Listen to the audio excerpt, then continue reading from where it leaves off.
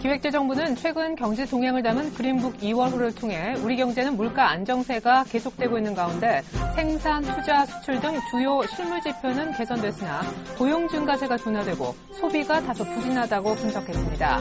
또 대외 여건 또한 불확실성이 여전하다고 판단했는데 미국의 재정 지출 자동 삭감 유예가 이달 말로 끝나는 데다 유럽 경제 회복도 지연되고 있기 때문입니다. 올해는 고용시장 위축이 뚜렷이 나타날 것으로 전망됩니다. 금융투자업계와 한국은행, 통계청 등에 따르면 올해 국내에서 새롭게 창출되는 일자리가 30만 개 안팎으로 작년보다 8만 개 내지 15만 개가량 줄어들 전망입니다. 경기 침체로 자영업자가 크게 줄고 중소기업을 중심으로 일자리 감소가 예상된 데 따른 것입니다. 지난달 우리나라 IT 수출은 작년 동월 대비 16.4% 증가한 131억 1천만 달러를 기록해 5개월 연속 증가세를 이어갔습니다. 이는 27개월 만에 최대 증가폭입니다. 특히 휴대전화 수출 증가율은 19.1%를 기록해 IT 수출 증가를 주도했던 것으로 집계됐습니다. 신용카드사와 가맹점사의 갈등으로 중단됐다 한시적으로 재개됐던 무이자 할부가 이달 중순부터 다시 중단됩니다. 신한카드와 삼성카드, 롯데카드와 현대카드, 하나 SK카드는 오는 17일부터 그리고 KB국민카드와 BC카드는 이달 말부터 무이자 할부를 중단합니다. 해당 업종은 연매출 1,000억 원 이상인 대형 할인점과 백화점, 면세점과 항공사, 그리고 통신사 등입니다. 안녕하십니까. 오늘장 내일장의 최애린입니다. 어느덧 서울은 코앞인데 체감 기온은 영하 20도, 우리 주식시장도 안타깝지만 꽁꽁 얼어붙어 있습니다. 이제 코스피는 1940선이 마치 저항으로 느끼는 듯한 이제 1930에 적응해야 되는 분위기인데요. 500선 지키기가 안쓰러운 코스닥도 어려운 상황은 마찬가지인 듯합니다. 간밤에 생각해보면 뉴욕 증시도 모멘텀 없이 흘러 끝이 났고요. 유럽도 이탈리아 총선 앞두고 정치적 리스크가 부각되면서 사실상 영국을 제외하고는 거의 다 빠지면서 끝난 모습이었습니다. 자, 이럴 때 기관이라도 좀 싼 맛에 사주면 얼마나 좋겠습니까마는 기관은 이번 주 들어 단 한 번도 코스피를 적극적으로 산 적은 없습니다. 외국인은 오늘 크게 사지도 팔지도 않는 모습인데요. 현재 코스피부터 흐름 들여다보겠습니다. 네, 현재 코스피는 1934.78이고요. 어제 종가 대비 1.4포인트 또 아래쪽입니다. 여기서 더는 안 빠지겠습니다만은 여기서 올라가기도 참 버겁다는 생각이 듭니다. 지금 코스피가 1940선 정도에서 머물다가 파란불로 하락 반전된 것은 11시 구간 정도로 추정이 되는데요. 기관이 상승의 매도로 돌변한 것이 일단 수급의 꼬임을 일으켰습니다. 자, 이번엔 코스닥 쪽으로 가보죠. 코스닥에서는 오늘 외국인이 마음을 못 정한 듯합니다. 팔았다 왔다 갔다 하는데요. 하지만 기관은 줄곧 매도하고 개인까지 같이 팔면서 역시 소폭이지만 아래쪽을 나타내고 있습니다. 502.22포인트. 언제 곧 외국인이 팔아버리면 같이 500선도 쉽게 반납될 수 있는 상황으로 보여지네요. 이번엔 환시장으로 가보죠. 네, 오늘 밤 22 통화정책회의를 앞두고 있습니다. 이런 가운데 엔달러 환율이 다시 93엔대가 아니라 94엔대까지 들어갔다고 하죠. 그 얘기는 곧 엔화 가치가 2년 9개월 내 최저치까지 밀렸다는 얘기가 됩니다. 전에 BOJ 총재의 예상보다 빠른 사임 소식 때문에 엔저가 좀 진행이 됐었는데 오늘 추가로 더 진행되는 속에 원달러도 1,090원대 안착 시도를 간간히 해주고 있네요. 오늘 1원 50전가량 상승하고 있습니다. 네, 어제 엔저의 수혜를 톡톡히 누리면서 니케이가 4% 이상이나 급등했었는데 오늘 1%가량 약간 눌리는 모습이 있네요. 계속해서 오늘장 내일장 1부에서 준비한 소식도 보여드리겠습니다. 네, 1,000만 원으로 1억 만들기 프로젝트 있는 목요일이죠. 플래닛 투자연구소 김상균 팀장님 나오시겠습니다. 주춤한 포트 효자들 상승 추세는 꺾이지 않은 걸까요? 현 수익률 보면 이렌텍이 35%, 모베이스가 25%인데 한때 각각 60% 그리고 40% 큰 수익을 안겨줬던 종목들입니다. AS 들어보고요. 팀장님만의 종목 고르는 법 대공개합니다. 기업의 펀더멘털을 고려한 매수란 실제 어떻게 회사하는 것일까요? 애널리스트에게 듣는다 하나대투증권 이용근 연구위원에게 들어보겠습니다. 수급 불안은 여전한데 회복은 언제쯤 될까요? 설 연휴가 코앞입니다. 1930선 언저리 매수 대응해도 괜찮을지 종합적인 전략도 세워봅니다. 계속해서 교보증권 목동지점 이진행 지점장님의 속도 확인해보죠. 환율이 다소 진정됐음에도 불구하고 국내 증시가 계속 하락하는 진짜 원인 어디에 있을까요? 코스피 단기 지지선을 1930포인트로 보고 하락 시에는 매수 관점 취해도 좋을지 매수 여부 더블 체크 해보겠습니다. 일주일 호흡으로 수익 낼 만한 종목 찾아드리는 7일간의 수익 다이어리 하이투자증권의 이기택 과장님은 오늘 급등하고 있는데요. JT 주목하십니다. 올해 영업이익이 사상 최대일 것으로 전망되는 데다 저평가돼 있고 삼성 쪽의 투자 모멘텀도 충분히 기대해 볼 수 있는 상황이기 때문이죠. 네, 또 반락. 이제는 전강 후위하기 별로 놀랍지도 않습니다. 지수는 언제 곧 최근에 많이 보였었던 1930선 정도인데요. 여의도로 먼저 가보겠습니다. 하나대투증권 이용건 연구위원 불러보겠습니다. 안녕하세요. 네, 안녕하십니까. 네, 환율 얘기도 많이 나오긴 하지만 수급 얘기 먼저 좀 나눠보고 싶습니다. 외국인들 최근 들어서 간간히 사기도 하고 확실히 덜 파는 모습이지만 기관도 아주 소극적으로만 그냥 매매하는 것 같습니다. 수급의 불안정 언제까지 이어질까요? 예, 그렇습니다. 지금 뚜렷한 매수 주체가 없는 가운데 외국인이 오늘 소폭 순매수로 돌아서고 있지만 매수 주체가 부재한 상황이어서 시장을 끌고 올라가지는 못하고 있는 모습입니다. 외국인들 매도가 약화되고 있지만 매수 기반이 그만큼 취약하기 때문에 의미 있는 반등이 나타나지 않고 있다라고 볼 수가 있겠는데요. 최근 외국인들 매도와 관련해서는 여러 가지 이제 가능성을 좀 분석해 볼 수가 있습니다. 일단 환율 부분들에 대한 우려감이 있을 수가 있겠고요. 또 한 가지는 지정학적 리스크 부분들이 있겠습니다. 그리고 마지막으로는 이제 뱅가드 이슈와 같은 어떤 단기적인 이벤트와 관련된 부분들이 있겠는데 외국인들이 당분간은 국내 증시에 대해서 조금 더 부정적인 상대적으로 좀 더 소극적인 움직임을 나타낼 가능성이 더 있어 보입니다. 그래서 단기적으로 수급이 크게 개선되기 좀 어려운 상태로 판단이 되는데요.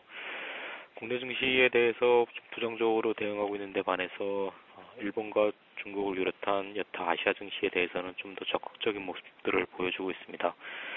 최근 들어서 아시아 시장 쪽으로 자금이 좀 유입되고 있는 모습들이 나타나고 있는데 이 부분들의 상당 부분이 이제 중국과 일본을 중심으로 유입이 되고 있는 것으로 보여지고 있고요. 중국과 일본이 그동안 좀 장기 소외되면서 가격적인 매력이 훨씬 더 많이 부각되어 있는 상태인 부분들을 고려하면은 국내 증시보다는 동남아 그리고 일본과 중국에 대한 매력이 훨씬 더 크다라고 일단 판단하고 있는 것으로 보여집니다. 당분간 불안정한 부분들은 조금 더 이어질 가능성이 많아 보입니다. 기관들 매수세도 단기적으로 좀 크게 기대하기는 힘든 상황이고요. 주식형 펀드로의 자금이 계속 유출되고 있기 때문에 상황을 반전시킬 만한 모멘텀은 좀 상황을 반전시킬 만한 모멘텀은 그렇게 크지 않다라고 보여집니다. 다만 최근 며칠 동안 보면은 외국인들 매도세가 좀 상당히 완화되고 있는 모습이 나타나고 있습니다. 지난 4일 동안은 매수가 다소 좀 날짜로 더 많은 그런 모습들을 나타냈었고요. 1월 말 2월 초에 있었던 그런 공격적인 매도에 비하면은 일단 매도 공세는 완화되고 있는 것으로 보여집니다. 환율 관련된 부분들도 속도 조절이 나타날 가능성이 많다는 거 보면은 공격적인 매도 공세가 완화되면서 수급 불안정은 다소 완화되겠지만 당장 그렇다고 분위기가 급반전될 가능성도 그렇게 크지 않다라고 시장을 바라봐야 될 것으로 보이십니다. 네, 수급이 최악을 넘어서는 것 정도 기대해 볼 수 있지만 어떤 급반전 모멘텀이 특별히 수급 쪽에서 나타나기는 쉽지 않아 보인다라는 얘기 들어봤는데요. 근데 우리 또 특수하게 설 연휴가 이제 막 다가오잖아요. 사실은 거래일은 다음 주 월요일 딱 하루만 더 쉬게 됩니다만 또 이때 한 2, 3일 쉬는 동안 해외에서 또 북한이 무슨 일이 있지 않을까 걱정도 됩니다. 굳이 오늘 내일 주식을 사야 될까요? 결론부터 말씀드리면은 주식을 그렇게 급하게 매수를 할 필요는 없다라고 말씀을 드리겠는데요. 다만 그렇다고 주식을 다 팔고 설을 맞이할 필요까지도 없다라고 말씀을 드립니다. 일단 현재는 조금 더 관망 분위기가 우세한 상황이고 이러한 관망세를 유지하는 부분들 정도가 현재 대응할 수 있는 가장 효과적인 대응 방안이라고 보여지는데요. 적극적인 매수보다는 약간 방어적, 보수적인 접근으로 이제 볼 필요가 있겠습니다.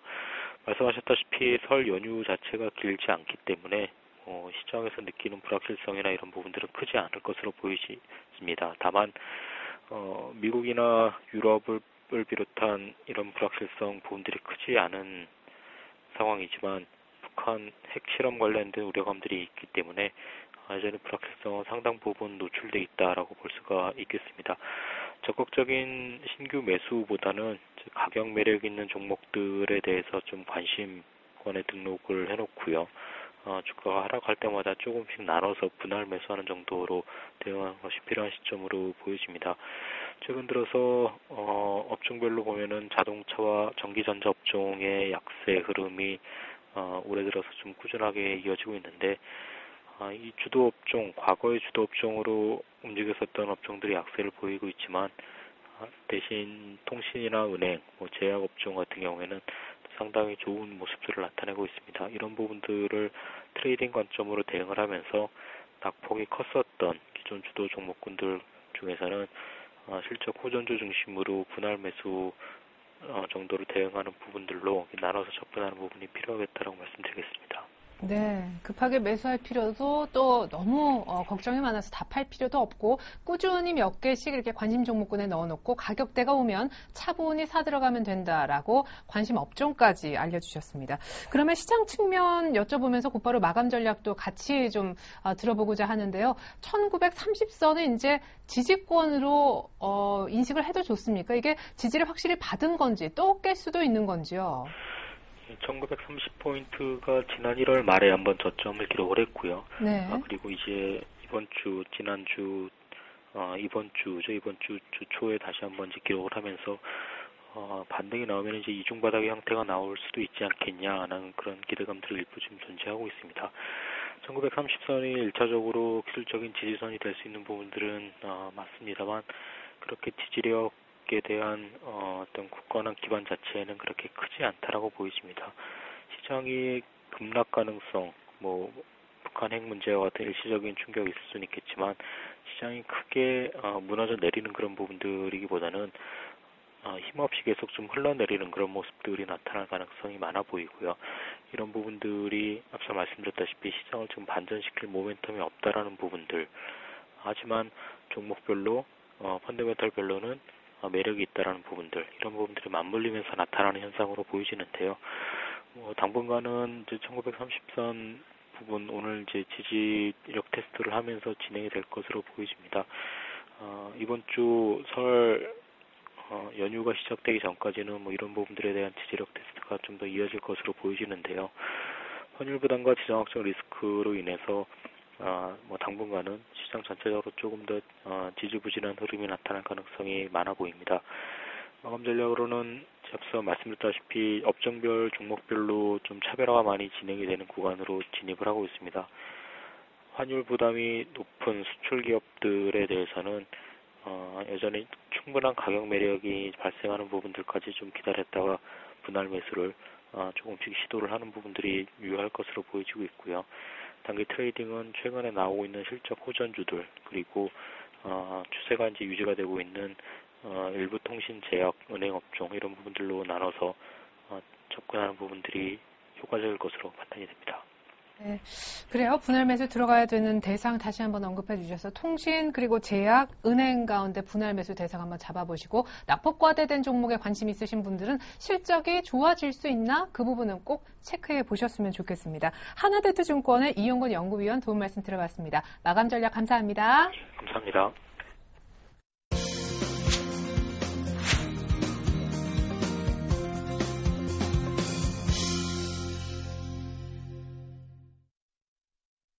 네, 그 누구도 아닌 지점장님의 촉은 어떤지 확인해 보고 있습니다. 교보증권 목동지점 이진행 지점장님 만나볼게요. 안녕하세요. 네, 안녕하세요. 네, 딱 일주일 전에 엔화 약세 기조가 꺾이는 시점이 국내 증시 터닝 포인트가 될 거다라고 하셨는데 아직은 아닌 것 같습니다. 예, 엔화 가치는 계속 더 떨어지고 있는데요. 엔화 이 환율 때문에만 못 가는 건지 또 다른 요인들이 있는지 우리 국내 증시가 못 가는 진짜 원인 좀 찾아주십시오. 네, 벌써 2월달 접어들었는데요. 코스피 지수 아주 답답한 흐름입니다. 특히 2013년도 연초에 반짝 상승한 이후에 계속적으로 이제 상승폭을 다 반납하고 조정받는 장세가 지속 중인데 뭐 조정의 사유는 역시 가장 큰 이슈는 일단 환율이었던 것 같고요. 아울러서 이제 어닝 시즌 돌입하면서 기업 실적마저도 다소 좀 부담스러운 수준으로 좀 발표가 되고 있고, 또 외국인 매도로 이제 수급마저도 좀 꼬이면서 단기간 내에 좀 해소되기 어려울 뿐만 아니라 최근에는 또 북핵 관련된 리스크까지 시장에 좀 부각이 좀 되고 있는, 좀 그 악재가 연이어 나오는 좀 어려운 상황이 좀 지속되고 있는데요. 때문에 뭐 이 시점에서 다시 뭐 강하게 상승 흐름으로의 추세 전환이 나오기는 좀 어려울 것 같고, 그 뭐 설 연휴를 앞두고 좀 이러한 단기 좀 지지부진한 장세가 좀 연장이 좀 되는 가운데서 단기 바닥을 확인하는 과정이 좀 거쳐지지 않을까 생각이 듭니다. 그래도 제가 뭐 단기 지지선으로 제시해드렸던 1930선에서의 어떤 단기 지지력은 좀 확인이 되었고요. 또 시장에서 기대하는 대로 1900선에 대한 그 강한 지지선이, 또 심리적인 이런 지지선이 좀 형성이 돼 있기 때문에 그 정도 1900선 초반에서는 시장이 더 이상 추가 하락은 좀 그 멈추지 않을까 하는 생각을 좀 해보고 있습니다. 그 여기에는 뭐 악재의 반영도가 시장에 충분히 반영됐다고 보고 있고요. 또 악재의 영향력 역시도 또 완화될 것으로 이렇게 보여지기 때문이라고 말씀드리겠는데, 그렇다면 코스피가 현재 수준에서 추가적인 조정이 나온다면 이제 매수 기회라고 판단을 하고 있고요. 여기에 하단에 대한 신뢰도를 높일 수 있는 여러 가지 좀 이유들도 있기 때문에 간략하게 좀 말씀을 드리면, 엔달러 환율, 그 엔달러 환율이 지금 시장의 전체 글로벌 증시에서 좀 그 화두에 오르고 있는데, 역시 그 원엔보다도 이제 달러 대 엔의 환율이 좀 민감한 것 같아요. 95엔 정도 수준에서 좀 되돌릴 가능성이 좀 높아 보이고요.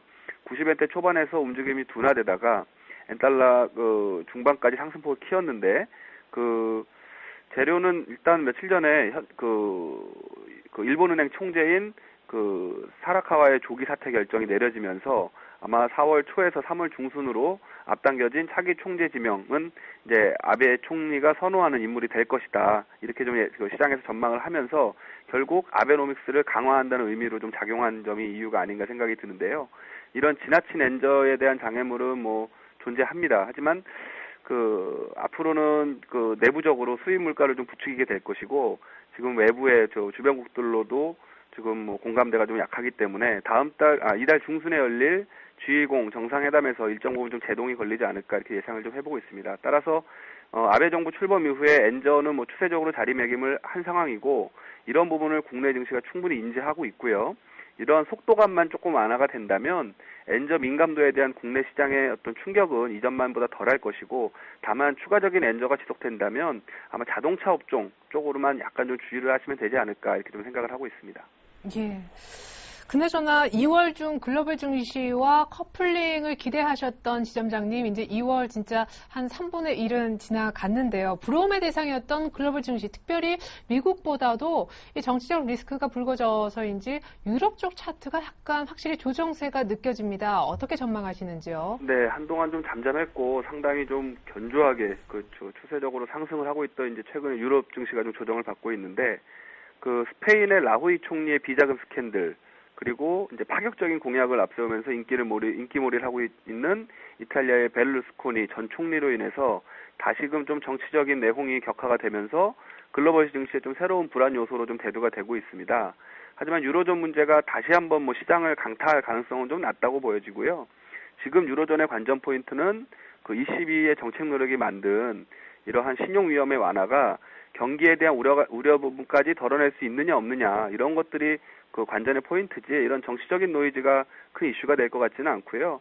아마 그 이제 앞으로 발표될 유로존의 제조업이나 서비스업 지수들, 이런 부분들이 그 지난해 3월 이후에 지금 최고치를 좀 그 기록을 하고 있기 때문에 이러한 경기 개선의 좀 징후로도 좀 볼 수가 있습니다. 따라서 앞서 말씀드렸던 스페인과 이탈리아의 어떤 이런 정치적인 노이즈, 이런 문제는 아마 많이 오른 부분에 대해서 좀 기술적인 조정에 대한 어떤 핑계를 찾는 것이 아닌가 생각이 들고요. 시장 전체적인 방향성을 뭐 돌려놓을 만한 변수라고 보지는 않고 있습니다.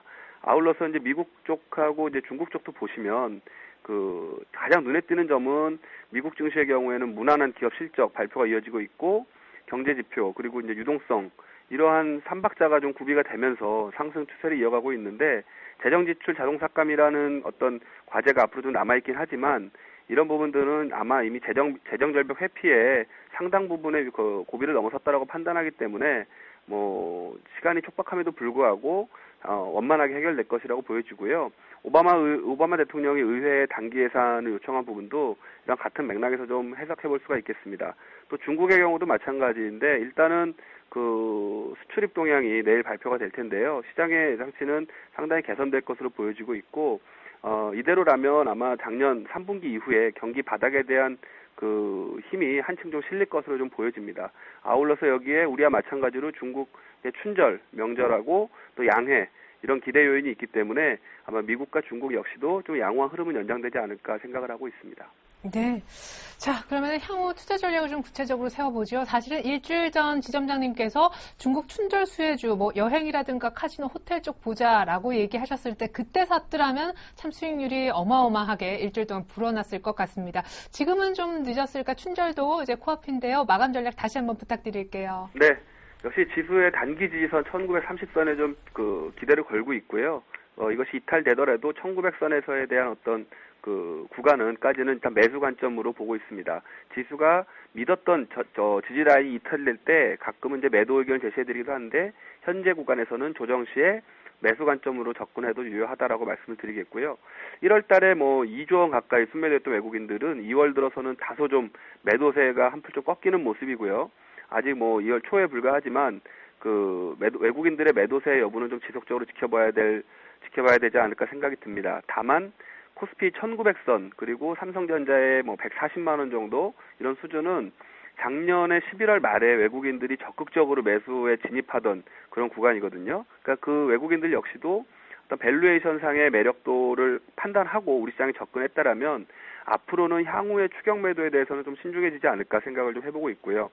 역시 관심 업종은 춘절 모멘텀이 부각될 수 있는 종목들로 단기 트레이딩은 아직까지는 조금 더 유효해 보입니다. 뭐 빙그레, 라겐락, 모스테 임플란트, 베이직 하우스 이런 종목들이 뭐 시장에서는 이제 테마 형성이 좀 되고 있는 모습이고요. 다만 현 구간에서 이제 매수 관점으로 대응하자고 말씀을 드렸는데 매수 대응은 대형주의 경우에는 그래도 낙폭이 컸던 그 대형주 중심으로 관심을 가지고 있고요. 특히 여기에는 경기 민감주 섹터 작년 연말에 반등을 하다가 다시 이제 주가가 하락해가지고 재차 이제 그 상승분을 거의 대부분 반납한 뭐 화학이나 뭐 기계, 건설 이런 업종들 중에서 그 중기적인 관점에서 본다면 여전히 낙폭과대주의 저가 메리트를 가지고 있기 때문에 저가의 매수 관점 유지하겠고요. 반면에 중소형주의 경우는 아무래도 환이슈에서 좀 자유로운 업종 또는 IT 부품주 섹터 중에서 업황이 상당히 좀 좋은 그런 섹터들 중에서 관심을 가져보시면 좋겠고 따라서 비교적 추세가 유효한 종목들로 낙폭과대보다는 추세가 유효한 종목들 실적 시즌이기 때문에 실적 개선 추이가 좀 나타나거나 단기적인 모멘텀을 보유하고 있는 업종이나 종목들 중심으로 상승 추세 안에서 즉 한 21선 위에는 적어도 21선이 우상향하고 있거나 그 위에서 움직이는 종목들 중심으로 트레이딩 하신 전략이 바람직해 보입니다. 예, 그러게요. 지금 또 시장 사실은 조금 더 빠질 수도 있을 거기 때문에 굳이 너무 싼 데에서 또 샀다가 단기 손실 보면 또 마음이 아프실 테니까요. 추세가 좋은 쪽에서 한번 트레이딩 해보는 전략 주셨는데요. 오늘 그런 의미에서 한 종목 추천을 해주실 거라고 제가 얘기를 들었습니다. 어떤 종목인지 궁금하고요. 또 하나 AS를 좀 받아보고 싶은 것은 네페스인데 한번 빠르게 급락했다가 또 빠르게 올라왔거든요. 이게 좋은 징조인가요? 네, 보유 종목 중에서 뭐 시간 관계상 다 말씀드릴 수는 없겠고요. 일단 두산인프라가 실적 쇼크가 있었고 두산건설 관련해가지고 재무리스크가 좀 부각이 되면서 주가가 좀 계속 조정을 보였는데 15,000원 선까지는 일단은 손절 라인으로 제시해드렸기 때문에 조금 더 지켜보도록 하겠고요. 네페스는 주가가 한번 출렁거림이 있었는데 일단은 다시 뭐 상승 트렌드 안에 회복을 했기 때문에 일단 10%를 축소를 해서 금일 나머지 현금과 아울러서 한 종목을 20% 비중으로 신규 편입을 하겠습니다. 오늘 말씀드릴 종목은 마크로젠이 되겠고요. 동사는 바이오주로 이제 분류가 되는데 코스닥에 상장된 유전자 분석 전문 업체가 되겠습니다. 국내 유전자 분석 관련 분석 시장 규모가 작년에는 한 600억이 좀 넘었었는데 이제 금년 내년을 거치면서 아마 2배 이상 성장될 것으로 예상이 되고요. 경쟁사인 테라젠 이텍스의 경우 유전자 분석체 키트를 상용함에 따라서 여기 업계의 선두주자인 마크로젠이 상당히 주목이 되고 있습니다. 일단은 세계 유전자 분석체 사업이 꾸준하게 성장세를 거듭하고 있고요. 또 1세대 기기를 이용해서 지금 뭐 샘플 기반으로 해외의 100여 개국에 유전자 분석 서비스를 실시하고 있다라는 점, 그 유전자 분석 사업 매출액은 2012년 작년에는 380억 원 정도를 기록했지만 올해는 뭐 한 500억 가까운 그러한 그 예상 매출이 좀 예상이 되고 있습니다. 최근 들어서 이제 3만 원대 다시 넘어오면서 기관에 좀 매수세가 적극적으로 유입되는 것이 포착되고 있고요. 또 의미 있는 것은 명절 지나고 아마 다음 주에는 그 대표이사께서 직접 나서가지고 시장에서 좀 IR을 실시할 예정인 것 같아요. 그래서 따라서 한 최근 34,000원 요 선에서는 한번 단기적으로 관심을 가지고 접근해 보셔도 유효하다고 생각합니다. 예. 자, 그러면은 목표 가격 궁금합니다. 최근에 급등 이후에 계속해서 추가 상승해주는 그야말로 추세가 괜찮아 보이는 종목인데요. 네, 뭐 33,000원부터 관심을 갖고 있었는데요. 단기 목표 주가는 4만 원 선 제시드리겠고요. 손절 라인은 한 그 61선이 위치하고 있는 3만 원 선 제시해드리도록 하겠습니다. 네, 감사합니다. 이렇게 되면 네패스 비중 줄이고 현금을 남은 현금까지 다 가동을 해서 오늘 설명해 주신 마크로젠을 사실 것 같습니다. 완성된 포트폴리오 여러분께 보여드리면서 교보증권 목동지점 이진행 지점장님과는 인사 나누겠습니다. 포트 전략까지 감사합니다. 네, 감사합니다.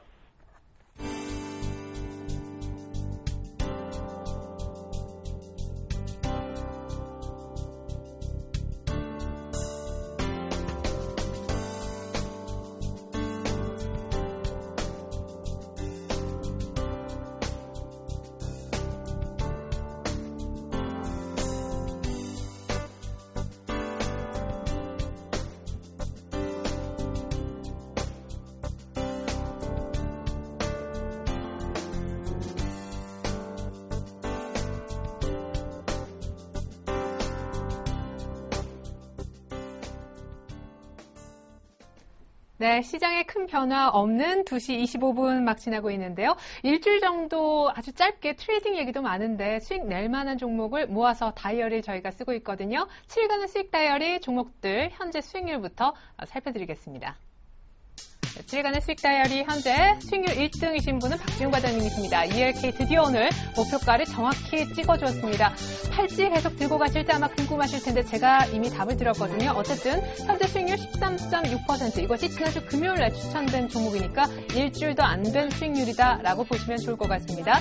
HT스템일 3일 연속 반등 지금 약간 음봉으로 바뀌어서 아쉽지만 일단 마이너스권은 다 메꾼 매수가 회복을 이뤄냈고요. 한솔재지도 저평가 메리트 있다라는 것으로 해서 저희가 매수를 했는데 아직은 뭐 큰 수익을 안겨주지 못하고 있습니다. 스카이라이프도 전일 소폭이지만 신고가를 조심스레 냈다가 오늘 2% 빠지면서 고스란히 수익으로 연결되고 있는데요. DMS가 놀랍죠? 자, DMS 추천이 바로 이틀 전이었습니다. 화요일에 있었는데 오늘 2시 전후로 해서 지금 현재 9.5%나 급등하고 있습니다. 자, 오늘 1등 하신 분은요, 우리 박지훈 과장님의 ELK가 되겠습니다. 목표가 2만 원을 달성해 현재 수익률이 13.6%에 달하는데 제가 박지훈 과장님께 미리 여쭤봤는데 박지훈 과장님께서 오늘 내일 흐름 보고 판단해 주신다고 하셨었거든요. 어제 AS를 통해서 결국 목표가 도달했고 팔지 않고 목표가를 22,000원으로 올리시겠다라는 해답을 주셨습니다. 외인고하니 1분기 실적 가이던스가 더 높아지고 있는 데다가 삼성의 납품 그리고 매출 증가세까지 이어지고 있기 때문입니다. 자, 다시 한번 말씀드리지만 ELK 오늘 2만 원 왔다고 팔지 마시고 22,000원까지 조금 더 끌고 가지 않은 AS 대신 전달해 드렸습니다. 그리고 독보적으로 오늘 갑자기 급등하고 있어서요. 분봉으로도 놀라운 차트 그려내고 있는 DMS 추천을 해주셨던 JB스탁의 이정복 대표님도 만나봐야 될 것 같습니다. 이게 무슨 일이 지금 일어난 걸까요? 이정복 대표님. 네, 안녕하세요. 네, 제 기억으로는 이게 뭐 풍력과도 관련이 됐고, 뭐 정부 수혜도 받을 수 있고, 최근에 거래도 급증했었고, 외국인들도 산다. 여기까지 맞나요? 네네네. 지금, DMS 같은 경우는 사실은 이제 우리가 먼저 LCD 이제 세정 장비 세계 1위 업체인데, 사실 이제 태양 전지 쪽이나 이쪽에 좀 진출을 하면서 그동안 좀 너무 좀 적자폭이 많이 나왔던 기업입니다. 근데 우리가 이제 생각을 해야 될 것은 워낙에 많이 빠진 상황이고 지금 이제 모멘텀이 오늘도 이제 OLED 관련주들이 굉장히 좀 좋은 모습들을 보여주고 있는데 이제 디스플레이 주력을 좀 생산하고 있고요. 이제 대만이나 중화권의 터치 패널 공정 장비가 이제 수주가 좀 기대가 되는 부분들이 좀 모멘텀이 있다고 보고 있고요. 그다음에 이제 LED 디스플레이에 이제 설비 투자가 계속해서 이루어지고 있는 상황에서 앞으로 좀 기대가 될 수가 있고 풍력 사업은 좀 뛰어들었다가 그동안 좀 좋지가 않았었는데 앞으로 이제 향후 이제 성장 산업으로서 충분히 이제 부각이 될 수 있는 그쪽으로 좀 보셔야 될 것 같고 무엇보다 이 종목은 이제 거래량하고 이제 기술적으로 좀 언급을 해드려야 될 텐데 일봉을 한번 보시면 지금도 이제 고점을 지속적으로 좀 갱신을 하고 있는데 사실 일봉으로 보면 좀 많이 오른 것 같지만 사실 우리가 월봉으로 보시면은 이게 월봉 20월선을 강하게 좀 돌파를 해주고 있습니다. 그래서 지금 모멘텀이 그냥 이 종목이 올라가는 게 아니라 지금 관련 업종들이 굉장히 강한 모습을 보여주고 있는데 그 중에서도 거의 대장주 역할을 하고 있기 때문에 지금 우상향으로 조금 더 갈 가능성이 있다고 보고 있고요. 그래서 제가 봤을 때는 이 종목의 이제 단기 목표가는 1차로 이제 4,500원 정도를 좀 제시해 드리고요. 그 구간이 돌파가 된다면 좀 목표가를 한 5,000원 선 정도로 좀 상향 조정을 하도록 하겠습니다. 일단은 금일 좀 급등을 나오고 있고 이제 우리가 분봉상으로 봤을 때도 계속해서 고점을 높여가고 있고 다소 한 내일 정도에 4,500원 한번 도달이 된다면 차익실현 매물이 좀 나올 수 있다고 보고 있는데 이제 다음 주 같은 경우는 기간 조정은 좀 할 수 있겠지만 일단 1차 목표가는 4,500원 정도로 제시해 드리겠습니다. 네, 그래요. 지금 10.4% 4,300원인데 일단 원래 기존 4,400원이 이틀 만에 거의 도달되는 분위기에 약간 100원 정도 더 목표가를 높게 잡아주셨습니다. 만약에 그것도 뛰어넘는다면 5,000원까지도 생각을 하시는 것 같네요. 이틀 만에 진정한 일이십니다. 이정목 대표님 DMS AS 감사합니다. 네, 감사합니다. 네. 계속해서요. 오늘 사실 궁금한 분, 그리고 사실은 개인적으로 좀 마음이 좋은 것은요. AP시스템이 매수가를 찾았다라는 점이 아닐까 싶어요. 그래서 추천해 주셨던 하이투자증권으로 가서 이기택 과장님도 만나보도록 하겠습니다. 이기택 과장님 안녕하세요. 네. 자, 아직까지 전화 연결이 원활치 않은 것 같습니다. 저희가 2시 반, 이제 마감 30분을 남겨두고 있는데요. 잠시 후면 여러분들이 기다리시는 시간이 마련이 되어 있습니다. 1,000만 원으로 1억 만들기 프로젝트가 있는 그런 목요일입니다. 플래닛 투자연구소 김상균 팀장님 나오셔서 프로젝트 종목별로 한 종목 한 종목 AS 만져주실 텐데요. 여러분들 이 시간도 많이 기대를 해 주셨으면 좋겠습니다. 자, 그래요. 이렇게 해서 저희가 7일간의 수익 다이어리를 계속 진행을 하고 있는데요. 이기택 과장님 연결이 되셨나 좀 기다리는 동안 잠깐 시장을 좀 살펴드리도록 하겠습니다. 자, 코스피는 현재 1935선 정도의 움직임입니다. 1포인트가량 아래쪽이고 지금 화면에 나가는 건 또 코스닥이네요. 501선 정도 역시 소폭이지만 아래쪽 그리고 있습니다. 무엇보다 기관의 매도가 계속 이어지고 있는데요. 기관이 오늘은 양시장 모두 파는 흐름이고요. 코스피는 현재 1936선 정도로 개인들의 매수가 약간 외국인과 합세를 하면서 소폭이지만 또 플러스까지 틀어주는 그런 흐름입니다. 네, 자 다시 한번 이기택 과장님 불러보도록 하겠습니다. 하이투자증권으로 갈게요. 똑똑똑 과장님 안녕하세요. 예, 안녕하십니까. 아이고, 드디어 만났네요. AP시스템 오늘까지 3일 연속 반등. 오늘 음봉이 약간 아쉽긴 해도 매수가 찾았네요. 예, 그렇네요. 장비주들 오늘 전체적으로 좋은데요. 일단 DMS, 그리고 SFA, 그리고 SNU 이런 종목들이 5%에서 10%대 반등을 좀 보여주고 있습니다. AP 시스템도 연동돼서 움직일 것으로 예상되는데요. 지금 AP 시스템은 여타 악재가 있어서가 아니라 기존의 다른 종목보다 미리 선반영했다라는 부분 때문에 일단 보합선인데 앞으로도 좀 눈여겨보셔야 될 종목이 아닌가 그렇게 보여집니다. 예, 그러면 기존에 있는 목표가도 그대로 유지하시는 거죠? 예, 그대로 유지하고 지켜가겠습니다. 예. 자, 그렇다면 오늘 또 이렇게 어렵게 연결이 됐는데요. 종목 하나만 좀 알려주고 가시죠. 예, 오늘 역시 저번에 한번 도전했다가 약간 시세를 주지 못했던 종목 JT를 다시 한번 재도전하겠습니다. JT. 오늘은 근데 급등하네요. 예, 일단 반도체 장비주들 그렇죠. 상당히 양호한 흐름을 좀 보여주고 있는데요. 아몰레드 장비, 그러니까 오늘 가장 핵심적인 것은 아몰레드 관련주들이죠. 삼성전자에서 아몰레드 TV를 내놓고 이제 투자를 시작한다라고 하는데 아몰레드 뿐이겠습니까? 이제 시스템 반도체도 투자할 것으로 보여집니다. 그럼 시스템 반도체 쪽에서 후공제 쪽에서 삼성전자 향 매출이 높은 JT 같은 종목이 수혜를 입을 것으로 예상되는데요. 그런 거에 따라서 오늘 선반영이 되는 것이 아닌가 그렇게 보여집니다. 물론 작년에 매출 줄었던 부분을 올해 상반기에 가져올 가능성이 높다 그렇게 평가되고요. 적어도 상반기라 그러면 6월까지를 보는 거니까 6월까지 중장기적인 투자를 하셔야 된다라고 보여집니다. 작년보다 올해 매출이 높을 것 같은데 되려 주가는 빠졌습니다. 작년에 8,000원대 주가에서 3,000원대까지 석 달 만에 깨고 내려왔는데요. 개인 투자자들 낙심이 크신 만큼 좀 더 보유하신다 그러면 예전의 성과를 나타낼 수 있지 않을까 그렇게 보여집니다. 네, 자 오늘 뭐 분위기 좋고 거의 8% 급등인데 오늘 이제 들어가면 또 얼마나 추가 수익을 기대하실까요? 가격대 잡아주시죠. 예, 목표 주가 8,000원 투자 의견 제시해드리겠고요. 손절가는 전 상승 직전이었죠. 4,000원 하향 이탈하면 손절가 제시해드리겠습니다. 네, 그럼 8,000원이면 지금 한 5,000원대인데 얼마나 기간을... 예, 제가 상반기라고 했으니까 네네. 6개월 정도는 보셔야 될 것 같고요. 중장기적인 투자, 유망 종목을 이 시간에 주로 얘기해 드리는데 제가 컨셉하고 좀 맞지 않은 것 같지 않나라고 생각하시는 분들도 계시겠지만 지금 이슈가 되는 만큼 눈여겨보셔야 된다라는 말씀 첨언해 드리고 싶네요. 네, 그래요. 수익 다이어리 또 새로운 종목으로 교체해 주셔서 감사합니다만 기존 종목도 잘 한번 지켜보시면 좋겠습니다. 하이투자증권의 이기택 과장님의 JT 추천 받아봤습니다. 감사합니다. 예, 감사합니다.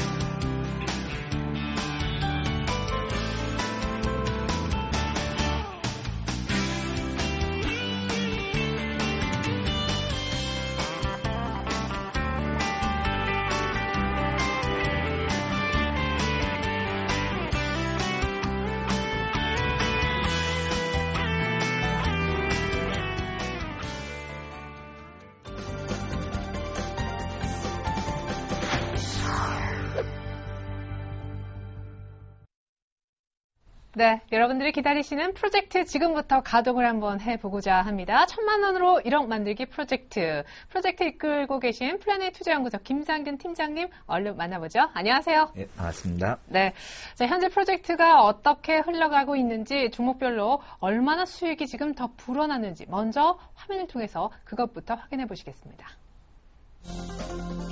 네, 김상균 팀장님의 포트폴리오죠. 모베이스와 이렌텍 이 두 가지가 이제 20% 비중인데 역시 효자입니다. KMW, 페인 엔터테인먼트, TJ 미디어, 연희정보통신 여기에 지난주 자화전자라는 종목을 추가해 주셨었죠. 자, 수익률을 볼까요? 자화전자는 나중에 좀 보기로 하고요. 먼저 효자 두 명의 수익률 25%, 35%, 예, 뭐 평가손익 뭐 하나는 한 50만 원, 52만 원 돈 벌어주고 있고요. 그렇죠? 예, 그리고 또 하나는 한 73만 원 이렇게 돈을 벌어주고 있는데 근데 문제는 이 종목들이 각각 한때는 뭐 60%, 40% 이렇게 수익을 냈었던 종목이라는 거죠. 수익이 왜 이렇게 조금 줄어들고 있는 것인지 저희가 문제는 없는지 점검을 좀 중간 점검 받아보고요. KMW도 사실은 조금 흔들림이 있습니다. 개인적으로 안타까운데 지금 12월 가격대까지 고점 대비 10% 정도 내려와 있거든요. 역시 문제 없는지 확실하게 설 전이니까 또 점검을 받아보겠습니다. 펜인터, TJ 미디어는 뭐 아직 소폭 마이너스면 괜찮고요. 나머지 종목 가운데 연희정보통신과 자화전자가 있죠. 특별히 자화전자는 지난주 편입된 이래 빠르게 또 수익을 내어주는 모습. 사실은 어제 6% 이상 떴었고 오늘은 약간 자연스럽게 눌리는 과정입니다. 연희정보통신도 4%가량 수익을 내주고 있어요. 네, 평균 수익률 12%, 뭐 언제나 10% 이상을 유지해주고 계신데 개인적으로는 효자가 조금 아쉽기도 합니다. 김상균 팀장님으로부터 효자에 대한 AS부터 들어보기로 하죠. 모베이스와 이렌텍 이상하게 지난주 화요일 날 물량이 좀 많이 나왔었어요. 지난주 화요일 같은 경우에 급락이 있었습니다. 장중에 마이너스 13% 정도 이상까지 하락하면서 큰 폭으로 하락이 나왔습니다. 모베이스가 이렇게 하락하게 된 가장 큰 이유는 그 화요일 아침 오전에 그 대주주 물량 지분 약 2.5% 22만 5천 주 정도가 블록딜로 타 증권사에 넘어갔고 그에 대한 소식이 나오면서 대주주 지분 매도가 시장에 풀릴 것이다라는 얘기가 나오면서 주가 자체가 어느 정도 급락을 했다고 보시면 되겠습니다. 받아간 증권사에서는 약 13만 주 가까운 정도의 물량이 나왔고 시장에서의 공포심 약 마이너스 6% 정도 시작했었는데 그 이후에 사람들의 투매심, 공포와 여러 가지 우려에 대한 걱정이 내서 주가 자체가 큰 폭으로 급락을 했다고 보시면 되겠습니다. 네네. 마찬가지 이렌텍 또한 이렌텍 모베이스가 하락하면서 평균적으로 모베이스를 매수했던 사람들이 이렌텍을 똑같이 매수했다고 보시면 되는데 모베이스가 빠지니까 덩달아서 이렌텍까지 공포심에 투매에 던졌다고 보시면 되겠습니다. 네. 이렌텍에 대해서는 어떤 주가 이슈라든지 모멘텀 이런 게 전혀 달라진 것은 전혀 없고 네. 마찬가지로 모베이스가 빠지면서 이렌텍도 동방적으로 하락했다고 보시면 되겠습니다. 지금 생각해 보실 게 모베이스 같은 경우에는 대주주 지분이 약 70%였습니다. 70%에서 약 2%를 블록딜로 타 증권사에 매도를 했고 현재 68% 대주주 지분이 남아 있습니다. 2% 정도 매도를 한 것은 아주 미비하다는 효과라 보시면 되겠습니다. 공시 같은 경우에는 뭐 빠르면 올해 플러스 5일이기 때문에 이번 주 금요일 날 공시가 아마 나올 것으로 예상하고 있고 네. 그에 따른 물량이 약 절반 정도가 아직까지 남아있다고 보시면 되겠습니다. 그렇지만은 13만 주 대비해서 모베이스라든지 이렌텍 회사 자체가 변한 것은 하나도 없다라고 보시면 되겠습니다. 갤럭시 S4가 아직 출시가 된 것도 아니고 뭐 모베이스라든지 이렌텍에 대한 공장에 뭐 불이 났거나 회사 자체에 문제가 생겼거나 펀더멘털적으로 주가 자체에 문제가 생긴 것은 하나도 없다고 보시면 되겠습니다. 오히려 수급적인 영향, 특히 공포심에 의해 주가 자체가 투매가 나온 것이기 때문에 오히려 그동안 못 사셨던 분들께서는 주가 자체가 눌림목이다 생각하고 분할 매수로 접근하는 것도 오히려 더 나쁘지 않다, 좋다라고 보고 있습니다. 네, 그래요. 자, 일단은 뭐 펀더멘털 상의 이상은 전혀 없다라고 얘기를 해주셨고 오히려 안 갖고 계신 분들, 지금까지 못 사셨던 분들 사도 좋을 만한 시점이 왔다라고 얘기해 주셨네요. 이렌텍은요? 같은 관점입니까? 예, 마찬가지입니다. 이렌텍 같은 경우에도 모베이스를 샀던 사람들의 대부분이 이렌텍을 똑같이 샀기 때문에 모베이스가 빠지니까 오히려 회사에 무슨 일이 있는 것이 아닌가 걱정되는 네네. 그런 여러 가지 마음에 의해서 주가 자체를 투매를 불러왔다고 보시면 되겠습니다. 네. 마찬가지로 회사 자체에 문제가 있다거나 전혀 이상 있는 것은 없기 때문에 오히려 주가가 과도하게 급락을 했을 경우에는 반대로 사람들과 반대로 오히려 매수를 해야 되는 게 저는 더 좋은 방법이라고 생각하고 있습니다. 네, 그나저나 비슷한 군 그리고 베트남에 공장도 있고 삼성전자 뭐 스마트폰 관련된 모멘텀, 자화전자는 근데 가장 최근에 편입돼서 또 어제 좋았단 말이에요. 예. 자화전자 같은 경우에는 여러 가지 모멘텀 자체가 아직도 없어진 게 아니라고 보시면 되겠습니다. 마찬가지로 이렌텍 모베이스도 마찬가지겠죠. 최근에 삼성전자가 지속적으로 물건 판매가 되면서 휴대폰 사업부에 대해서 이익률이 훼손되지 않을까라는 우려감이 지속적으로 나오고 있습니다. 그에 따라서 휴대폰 관련 부품주들이 그동안 크게 상승을 했었지만은 어느 정도 기간 조정을 가지고 있다라고 보시면 되겠습니다. 하지만은 자화전자라든지 모베이스, 이렌텍 전부 베트남의 사업 기지를 가지고 있습니다. 네. 중국의 임금에 비해서 베트남의 임금은 약 3분의 1 정도의 수준밖에 되지 않고 있습니다. 그렇겠어요? 예, 그렇기 때문에 영업이익률이 지켜줄 수 있다라고 볼 수 있고 그에 따른 수혜주로 자화전자, 이렌텍, 모베이스 향후에 갤럭시 S4가 나오고 지속적으로 삼성전자의 휴대폰이 판매가 잘 될수록 이 세 종목 역시 마찬가지로 큰 폭으로 성장할 수 있다라고 보시면 되겠습니다. 네. 그러고 보니까 지난주에 이제 프로젝트 역시 같은 시간 점검을 해주시면서 베트남의 공장에 있는 휴대폰 관련주를 아예 묶어서 이렇게 관심 업종으로, 관심 종목으로 보고 계시다라는 그 직접 화면도 보여주셨던 기억이 생생합니다. 자, 그러면 남은 종목들 KMW부터 연희정보통신까지 차례로 한번 AS 가보죠. KMW가 저는 좀 아쉬워서. 예, KMW 같은 경우에 15,000원 정도의 고점을 찍고 나서 주가 자체가 2,000원까지 큰 폭으로 하락을 했습니다. 이렇게 하락한 것은 마찬가지로 여러 가지 그 주가 자체가 상승했었던 ICT 수혜 부분에 대해서는 차익 실현 물량이 나왔다고 보시면 되겠습니다. 하지만 매물대 같은 경우에 11,000에서 12,000 정도의 강한 매물대가 존재하기 때문에 지금 구간에서 어느 정도의 반등이 다시 한번 나오지 않을까라고 보고 있습니다. 향후의 실적 부분을 계속 체크하면서 특히 KMW 같은 경우에는 작년과 올해의 실적이 아주 좋을 것으로 예상하기 때문에 12,000원 구간 정도에서는 어느 정도 행보 구간을 벗어날 수 있다고 보고 있습니다. 네. 그리고 펜엔터테인먼트입니다. 펜엔터테인먼트도 지루하게 약 4,000에서 5,000원 사이에 강하게 백스권 형태를 보이고 있습니다.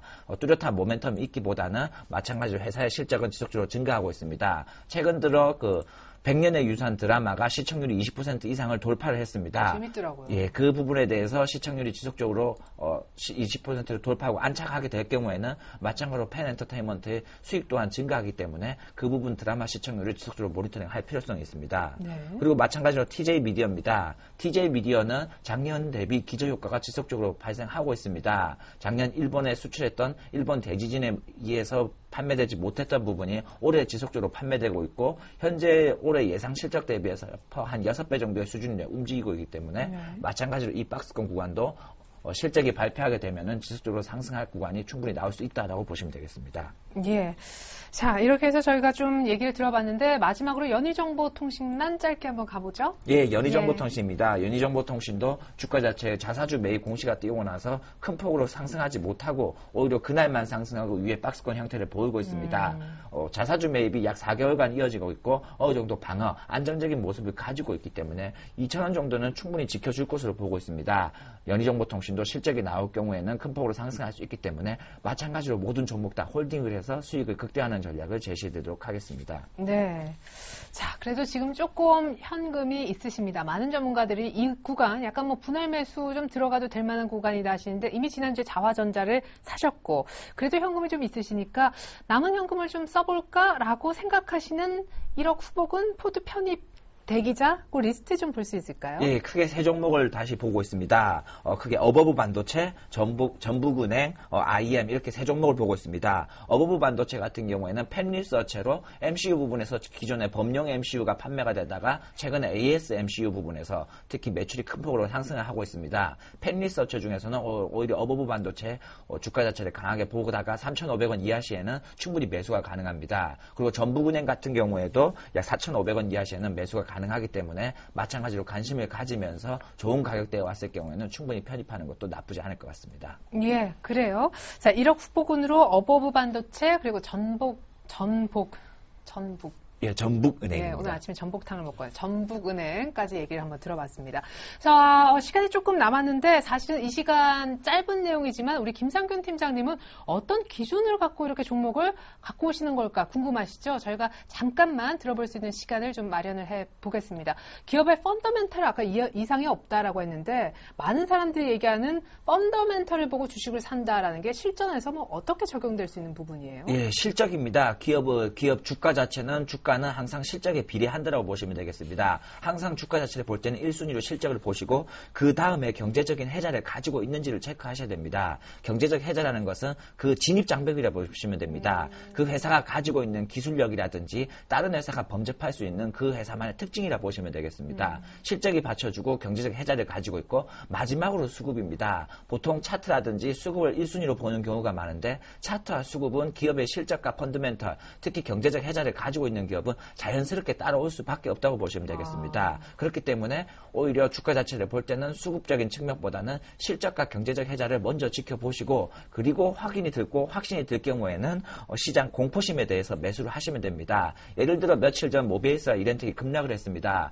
공포심에 의해서 사람들이 투매를 던졌습니다. 하지만 기업에 대한 확신과 기업의 실적, 특히 펀더멘털이 우수하다면 오히려 그 부분 공포심에 대해서 매수할 경우에는 장기적으로는 큰 이득이 날 수 있다라고 보시면 되겠습니다. 네, 실적과 어떤 그 기업이 가진 어떤 자신만의 차별화된 장점, 네, 그런 것이 수급보다 더 우선한다. 그러니까 수급이 잠깐 꼬여서 급락할 때는 그럴 때 사야 된다라는 얘기를 해주신 것 같아요. 그러면 차트는 한 몇 순위입니까? 한 10순위 가운데 뭐 10번째예요?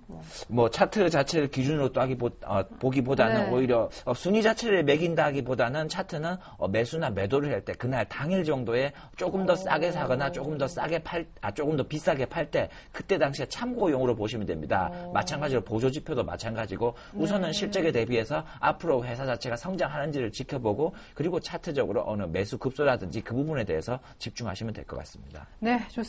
그리고 김상균 팀장님의 포트폴리오에 있는 종목들은 기본 6개월짜리들이기 때문에 펀더멘털 보고 들어가는 그런 종목들로 지금 프로젝트가 꾸려진다는 점 다시 한번 아셨으면 좋겠습니다. 다시 한번 우리 김상균 팀장님의 완성 포트폴리오 보여드릴게요. 자, 좀 빠르게 보겠습니다. 현금 한 10% 정도 쥐고 계시고요. 효자 두 종목, 펀더멘털리 이상무라고 하셨습니다. 모베이스와 이렌텍, 나머지 종목들, 자화전자도 베트남 관련된 공동 모멘텀이 있습니다. 자, 현재 수익률을 보면요. 조금 더 실전에 가깝게 저희가 표시를 해드리고 있는데 모베이스가 한 52만 원, 이렌텍이 한 73만 원 해서 도합 125만 원 정도 돈이 이쪽에서 지금 벌어들이고 있는 셈이고요. KMW 그리고 펜엔터, TJ 미디어 이쪽 한 세 종목에서 한 18만 원 정도 마이너스가 나요. 여기까지 보면은 한 117만 원, 107만 원 이 정도 되겠죠. 자, 나머지 두 종목이 하지만 돈을 벌어주고 있습니다. 연희정보통신, 자화전자 이렇게 해서 이쪽에서 또 한 8만 원 정도 주게 되기 때문에 총 총 손익은 지금 한 115만 원 정도 돈이 불어나 있는 그런 상황이고요. 평균 수익률은 12%가량 찍히고 있는 것입니다. 네, 무엇보다 효자 두 종목의 수익률이 좀 꺾여서 이 시간 기다리셨던 분들 있을 줄 압니다만 우리 프로젝트 이끌고 계신 수장님께서는 펀더멘털 이상 무라고 이럴 때 사는 거라고 적극적인 AS를 해주셨습니다. 지금까지 함께해 주신 김상균 팀장님과는 인사 나누겠습니다. 구정설 잘 세세요. 고맙습니다. 네, 수고하셨습니다. 네, 이제 마감 동시효과 들어가네요. 그래도 양시장 파란불로 끝날 것 같지만 그래도 낙폭은 거의 줄이면서 미미한 낙폭으로 종가 나올 것 같습니다. 전 잠시 종가 형성되고 2부로 다시 오겠습니다. 고맙습니다.